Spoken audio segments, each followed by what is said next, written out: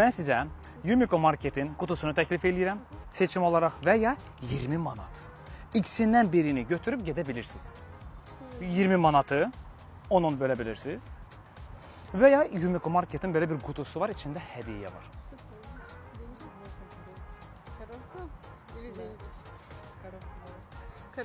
Dəqiq, pul istəmirsiniz.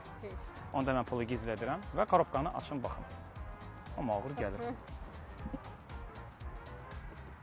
Delongi, termos. Pozdravляю, sizindir. Sağ olun, işlədəsiz. Belə bir qutumuz var. Yumiko Market'in qutusudur.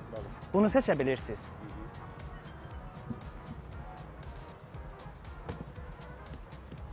Və ya 20 manat. İkisindən birini seçə bilirsiniz. 20 manat seçirsiniz və ya qutu. Qutu boş da ola bilər, hədiyyə də ola bilər. Amma 20 manat da sizin ola bilər. İkisindən biri sizindir. Uşaq, artıq.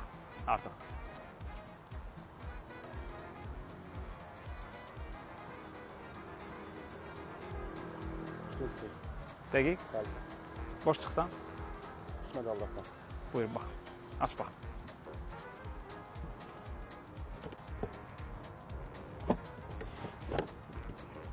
Bu nədir?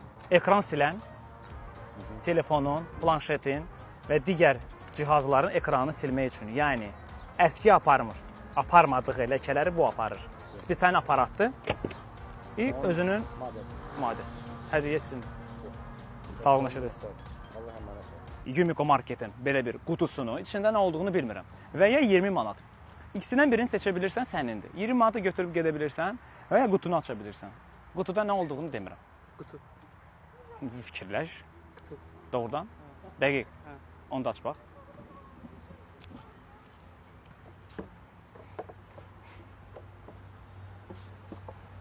Bu oyun üçün. Oyun oynayansan da bir şey.